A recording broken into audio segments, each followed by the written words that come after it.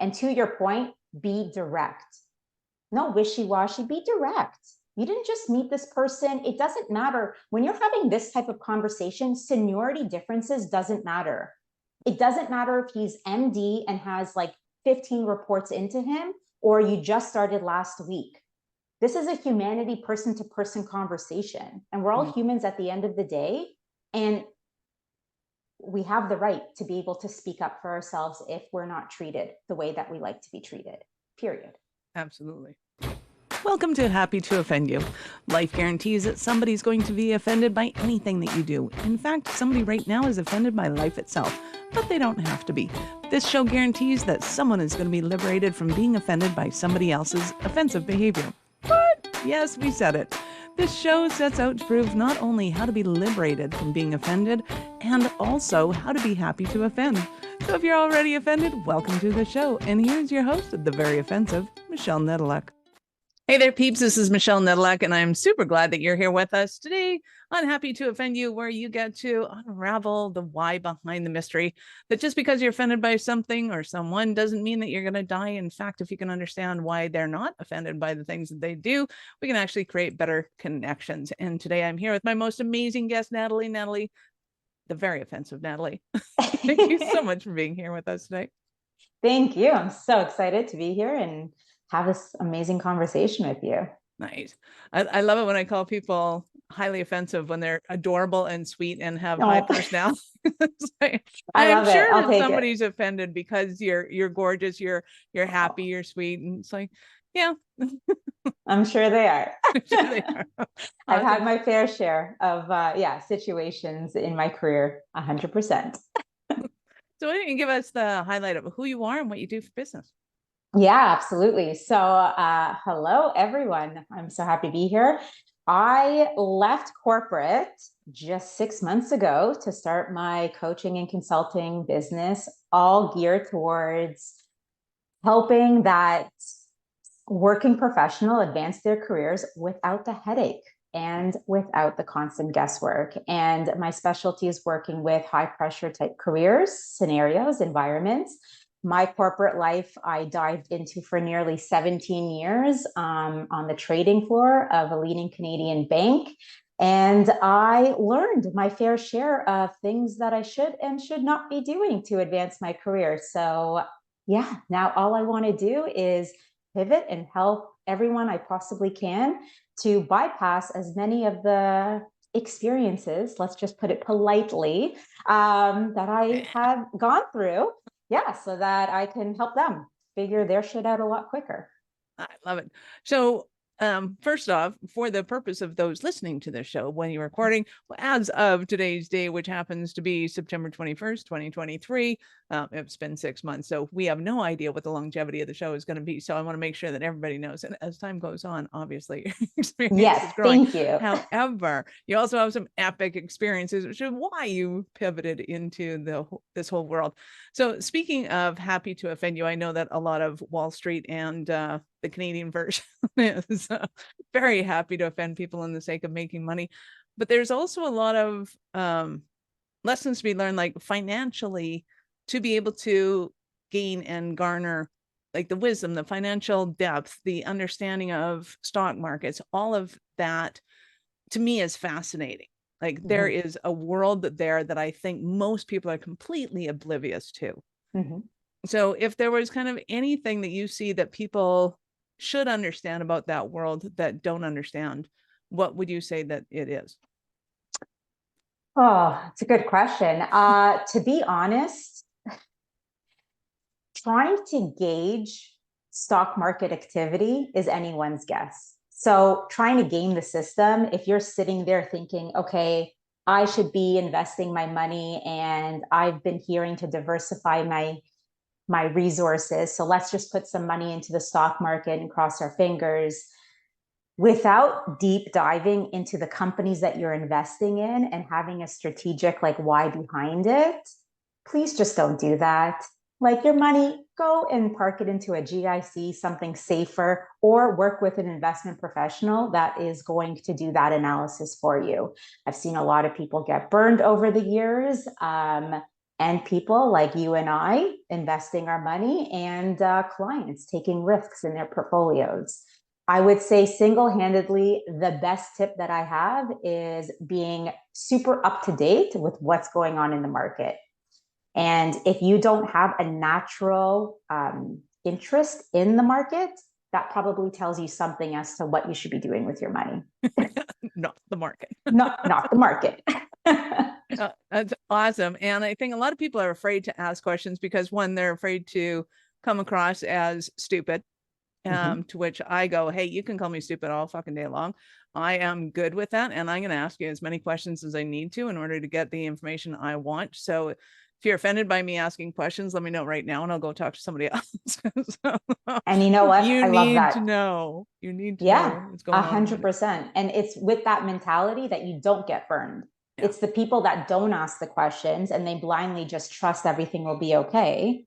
That's when you can get into some really risky territory. Yeah. Well, and then the note of happy to offend. I have noticed that the bigger the shysters in that industry, the more offended they get, and the faster they try to put you in your place. And it's like, oh, so what you're really telling me is that I know exactly who you are right now. Thank you very much, and I will walk away now. Yeah, it's and you hit it right on the head there. This industry that I came from, it attracts a certain type of personality. And I hate to label it, but I'm going to label it. It's that type of egotistical, like, I know everything better than you type of approach. And it's, as a woman coming through that industry and experiencing, you quickly grow a thick outer shell very fast. Right. Well, and you have to, because it's, one, the pace is moving at a pace that's, heads twist and will often pop off in that industry. And then you're sitting there watching the splatter and everybody's emotionally involved because it's money and everybody gets emotionally involved in it. 100%. So, nice. I love it. So when it comes to the coaching that you're doing now, kind of what are the biggest kind of lessons and or kind of what do you want to bring from that industry into this and go, hey, this is why I'm doing this thing? Yeah. And it's like literally taking that person I'm working with and shaking them, like just shaking them. And it's so many lessons. Like that first lesson, like the biggest turning point lesson for me as to where I figured out what I need to do with my career to finally advance and, get those promotions and land those pay increases and those larger bonuses and get the bigger client and all the opportunities that come with advancing your career, was really learning how to self-advocate for myself and like starting to use my voice, how to effectively communicate, how to get manager buy-in, how to do all the things to take control out of your career, as opposed to naively sitting back and waiting for good things to come to you. Because guess what? Doing good work and being well-liked, it's just not enough. You need to put yourself at the table and you have to share your ideas and your wants and your goals. And you have to make the people that you report into listen and buy into exactly what your plan is. That's how you succeed. That's how you grow.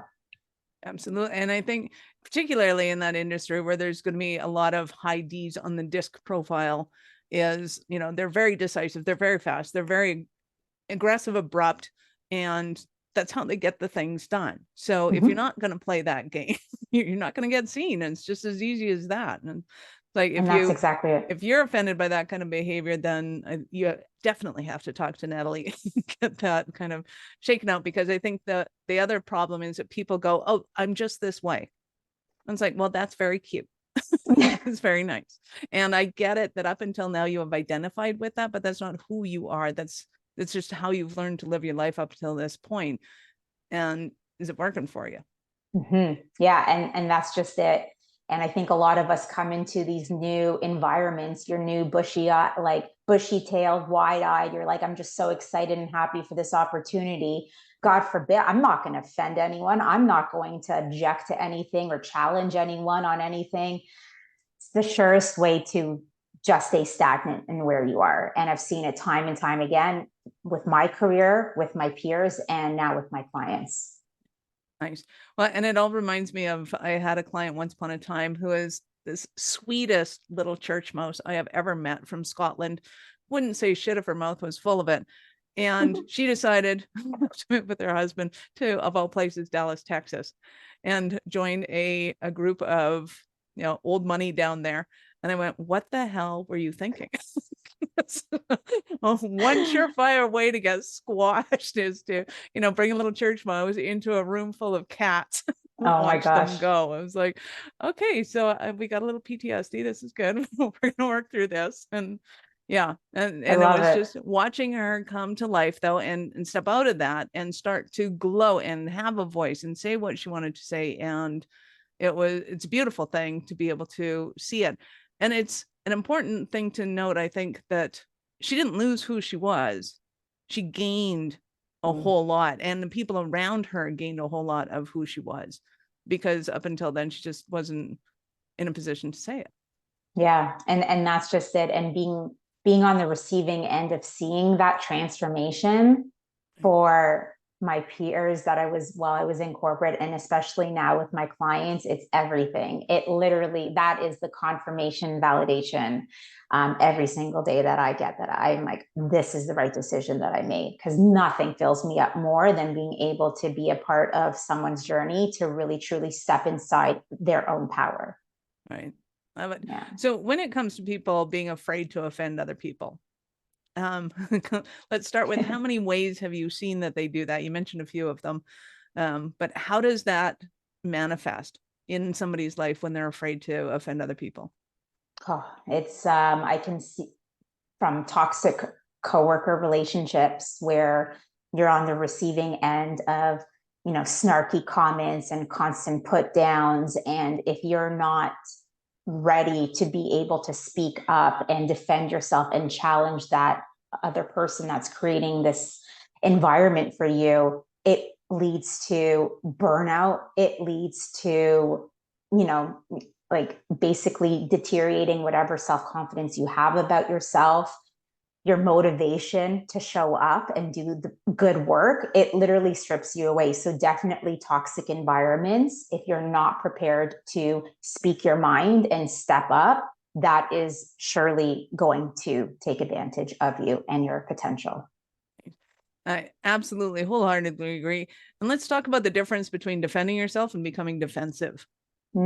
Yes, exactly. I mean, well, for starters, are you the one who's creating the drama, or are you on the receiving end? So defending yourself, and I speak from a personal experience I dealt when I was in the early years of my experience on the trading floor. I was met with an individual that was just, let's just say, difficult.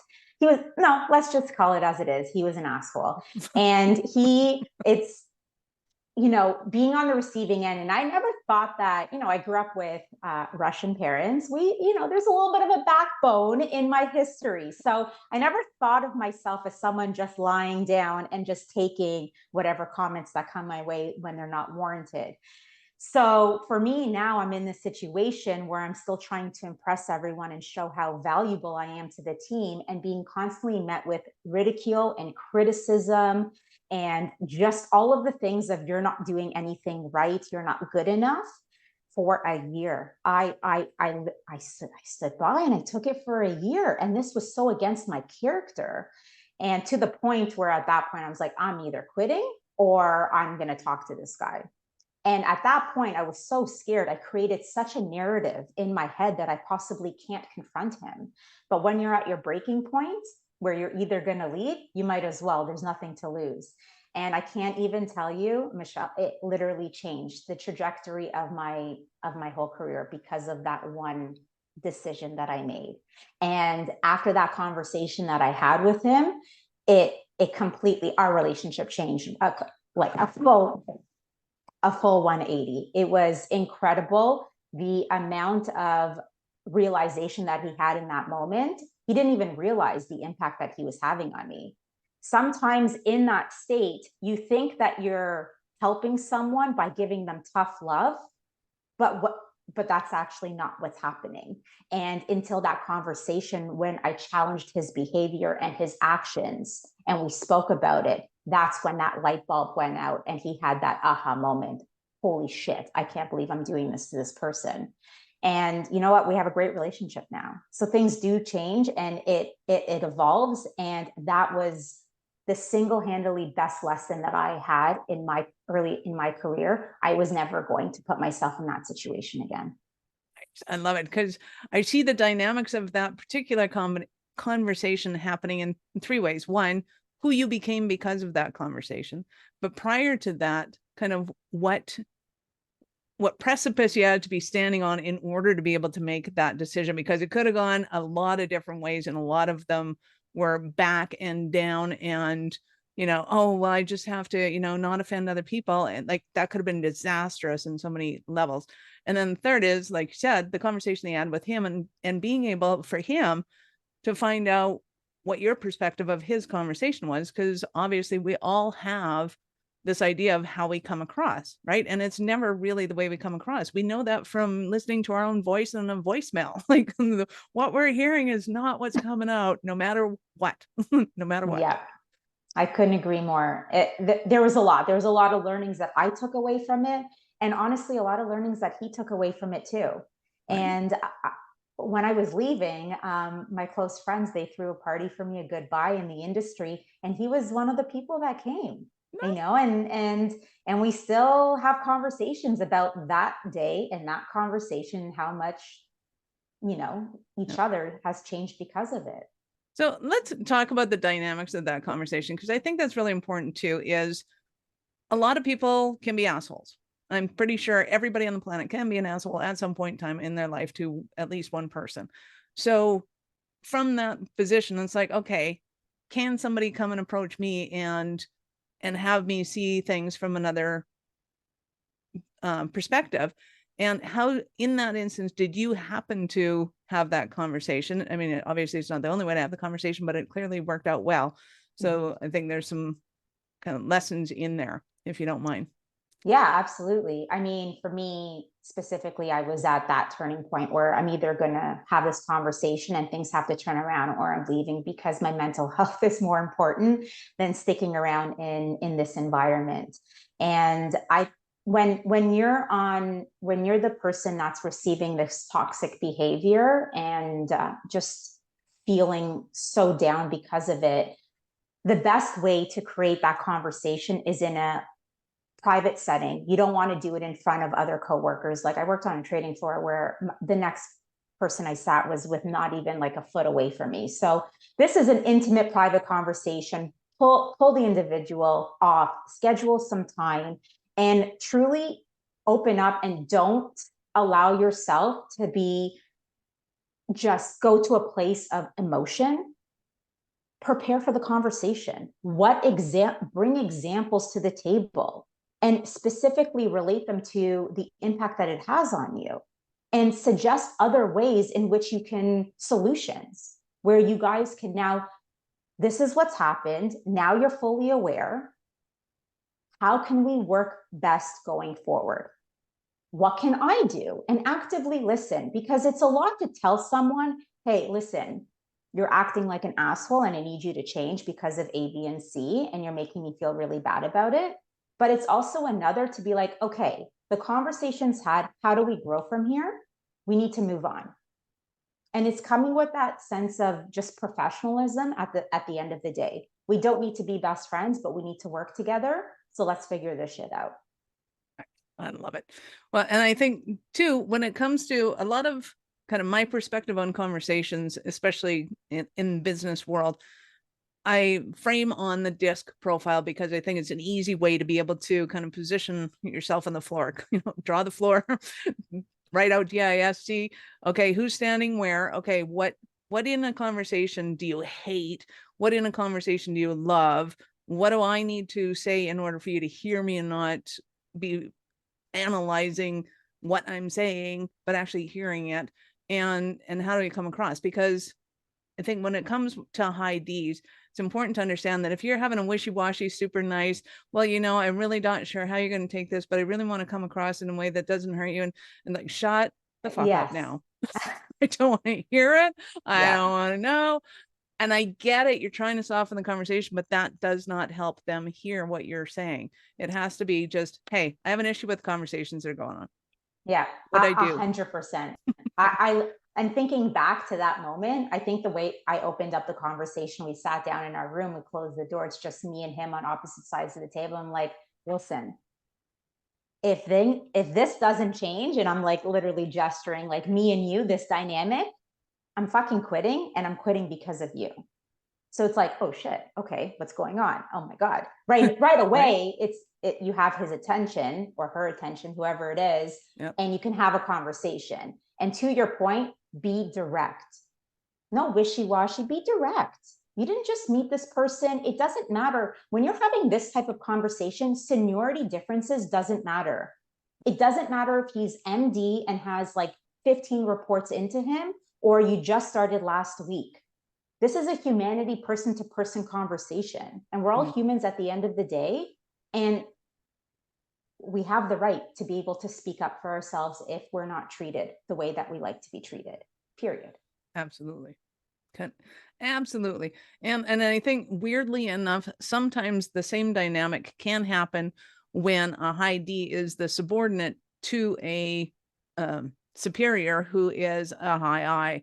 And the high I likes to be like, hey, I don't want to make your life really hard and I'm very difficult, but and it's like, where the fuck's my promotion? Like, and there's this huge disconnect going the other way too. It doesn't happen quite as often just because typically, high Ds will become entrepreneurs because they want to do things their own way. Yeah. And that's just it. And, you highlight a very good point.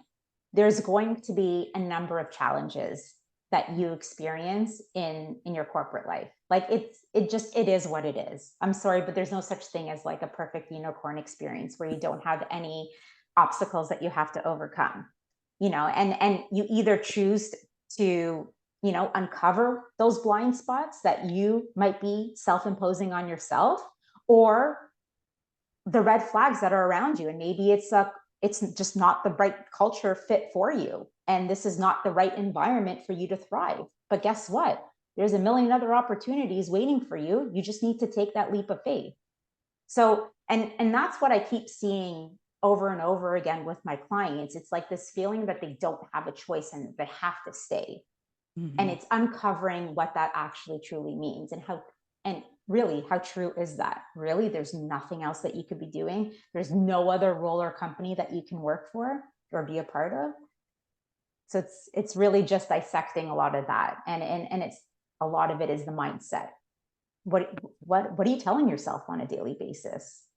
Right. And talk about this, because I think this is hugely important, that this is one of the ways that ego or our mind tricks us so easily, is that you're right. I know I'm right. Okay. So we're right. It's like, yeah. Okay. Yeah, you're right. And yeah, exactly. There's some other options out there for you, right? As long as you're in a physical body, you have 365 degrees or 380 degrees of direction that you can take. And it's being able to see that. So how do you help somebody that's kind of, they know they're right, they don't see that there are other alternatives? Yeah, great question. My job is to provide different perspectives.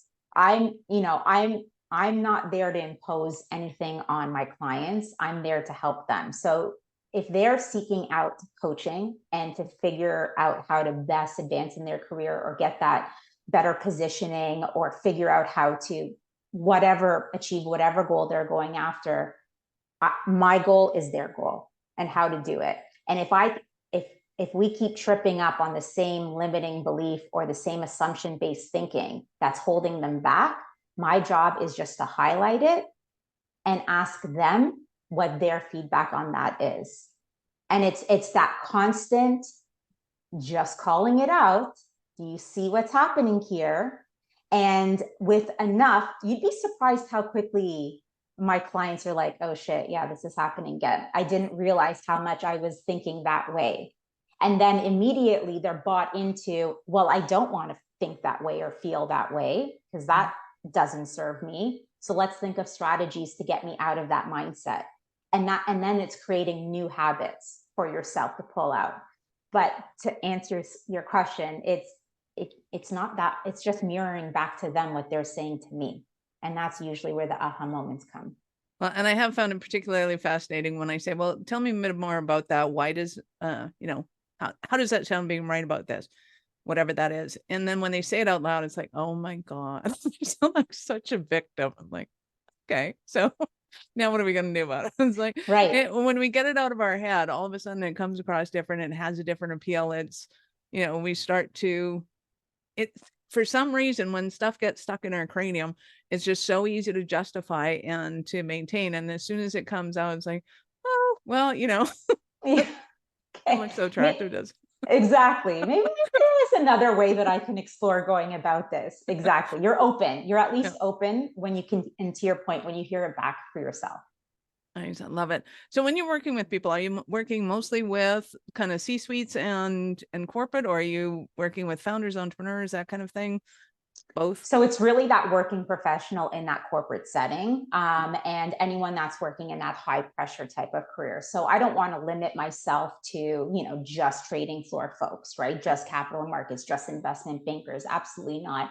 It's really anyone in their careers that are trying to just get more out of their career, and with more direction, more clarity. And they're just, whether they're starting out in their career and they haven't necessarily had those jaded experiences to make them feel a certain way, but they want to best position themselves, all the way up to, C-suite, where they've gone through it and now they really want to step into their leadership capabilities and make the most out of their last stretch in their role. And it's all over the place. And I love it. I love being from one extreme to the next. It keeps me on my toes. It keeps me in tune with what's going on and what the pain points are for my clients as a whole. I would hate to limit myself to one. I love being able to, spray my coaching across all different areas, for sure. Well, and there's definitely uniqueness as to people that are in high pressure kind of jobs. When you were in one. Right. Yes. Anybody that's worked emergency knows. Anybody that's worked, it's got a whole different flavor to it. And what do you think are some of kind of the, I guess the sweet spots for them of being able to work in environments like that, whether it's, and I don't know if you take on these kind of people, but emergency or, emergency response teams and financial service, and like they all seem to have, everything's got to be done 5 seconds ago. Yeah. And you know what, to be honest, I still can't get that out of myself. I'm still like, I still have PTSD from the days that I was trading. It's the appeal to get into that type of high pressured environment. You don't get a chance to get bored, which is hot. It's very attractive to a lot of people, especially coming from a place, if you're bored in your job, and it could be the most painful slow death in the world. So being able to expose yourself in an environment that things are changing, people are hustling, people are shaking and grooving and making decisions and being a part of conversations and growing the bottom line, and just all of that, running from one place to the other, it infuses life into you. You have all of a sudden purpose, and because you're busy doing all the things and making meaningful work, you start to tend to feel like, okay, shit, I'm pretty important. I'm doing good work here. I'm part of something. There's movement here. There's momentum, and it's addicting. That type of feeling, it's highly addictive, and that's probably why I stayed for as long as I did. And totally get it. So give us an example of a Cinderella story of one of your clients. Oh, so that's going to be hard to pick just one. I think of all of my clients as Cinderellas. So one that comes to mind right away is, so she worked with me on the trading floor, and she wasn't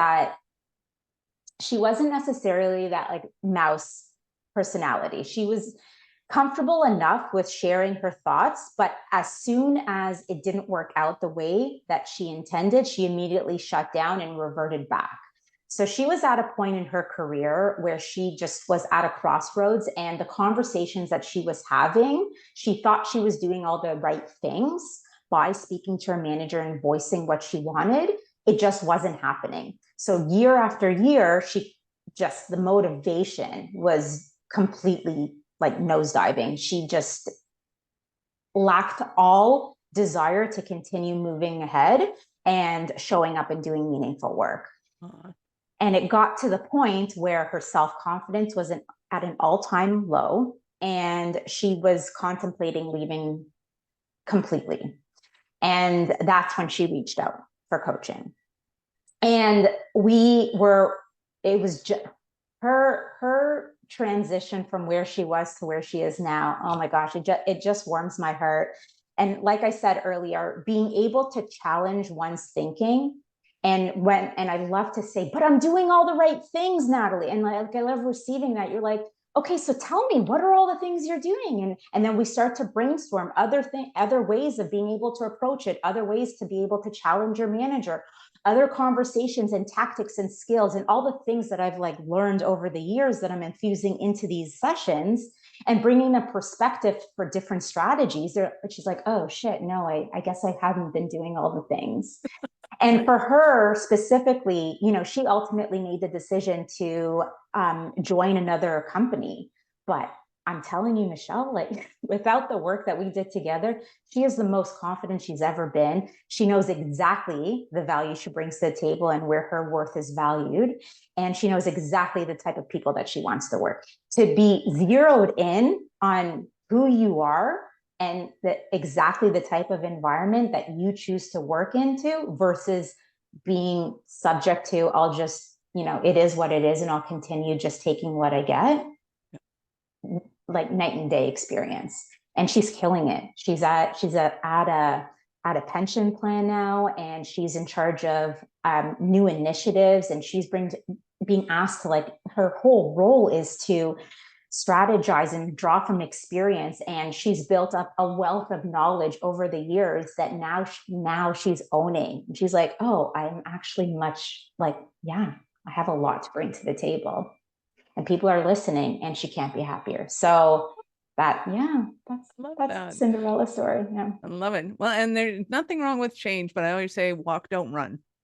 In other words, when you're running out the door, you're just going to run smack dab into the exact same thing in a different suit. That's all that's going to happen. Whereas when you walk out, you're like, oh, yeah, that. No, I don't want that. Yeah, that. I want that. Okay, yeah, we're good. So you can still leave. You definitely have to make different changes. 100%. And my coaching like experience with my clients, it's not a one and done. It's not like a one session and we're done and poof, magically you're this like brand new person. It's a series of, it's over a 3 to 6 month period of time. So to your point, we are walking, we're uncovering all of the stories, all of the blocks that you've created, whether it's external blocks that you have to strategize on how, like what best steps to take to navigate it, or it's the internally, like the self-imposed blocks that we create, which quite frankly, those are the hardest challenges that we have to overcome, right? It's peeling the layers of this like shell that you've created and the stories that you continuously tell yourself. That takes work, a lot of work, deep dive, and constantly moving the needle forward. I'm all about doing the like internal work and the deep dive, but also while taking steps forward, right? And it's always about, I'm working with people that like fast pace, right? They need to see change. So it's great that we're working on the deep stuff, but at the same time, we need to be taking steps forward. So what conversations are you having? What coffee chats are you initiating? Who are you networking with? What roles are you starting to figure out to be a better fit? Like, what are we doing to move the needle? I love it. I know our listeners are going to want more from you. How do they start that journey with you?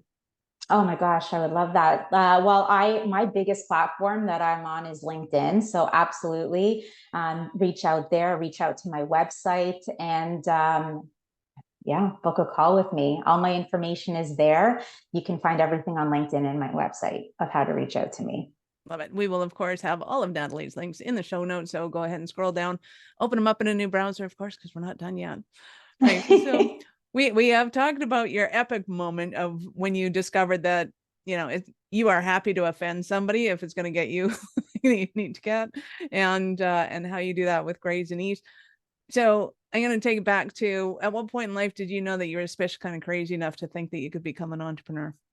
Oh, I'm still trying. No, I'm just joking. It's funny. I've worked up this persona that I can do anything now. Like if I could do 17 years, almost like nearly 17 years on the trading floor, and some of the shit that I've had to go through, I could do anything. So it was literally 2 years ago, COVID hit. The epic COVID. What's this The definition of lockdown. happiness that I now want to fall into?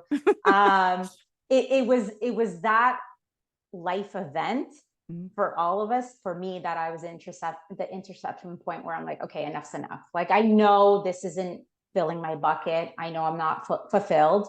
I knew that I was throwing myself into mentorship more and more because the passion that it was lacking from my role, I was getting at least through mentorship and helping others navigate it. So it was really through that I started to explore what an actual career in coaching would look like. So it was one conversation that led to the next. And it was really getting feedback from one of my mentees back in December 2020, where he legit said, like, I don't think you realize the impact that you've had on my career. And I have you to thank for that. And hearing that back, I turned to no word of a lie, I turned to my husband then that night as we're going to bed. I'm like, if I can do this and make money, this is what I want to do. And he's like, so fucking figure it out. I'm Michelle. The next day, I'm literally Googling, how do you make money mentoring? Right. And then obviously, like, coaching started coming up. I knew very little about coaching at the time. I wasn't with a coach. I had never had that experience. I didn't know any other coaches really. And just one conversation led to the next. 6 weeks later, I was enrolled into a coaching certification. I'm like, okay, we're going to walk, we're not running, we're going to take 2 years to figure this shit out. And that's what, and every step of the way, every step forward, I was more and more invested into making this work. And you know what, at the end of the day, it's never going to be the perfect time. Nothing's going to be exactly lined out with everything that you need. You just need to seriously believe in yourself that if you don't know, you'll figure it out. And guess what? The world's not going to end and you're not going to die if you don't immediately. There's support out there. There's resources out there. Lean in on those and gain the perspective that you need to keep moving forward. At the end of the day, you get to decide, what do you want to do with your life? Love it. Mic drop. Yeah. Yeah. Awesome. I love it. Thank you so much for your time. I appreciate it. And I know how valuable it is. Thank you so much. It's been an absolute pleasure. Awesome. Peeps, thank you for being here with us today. Be sure to subscribe to the show, share it with your friends. We love helping entrepreneurs grow, and we're happy to offend you over and over again.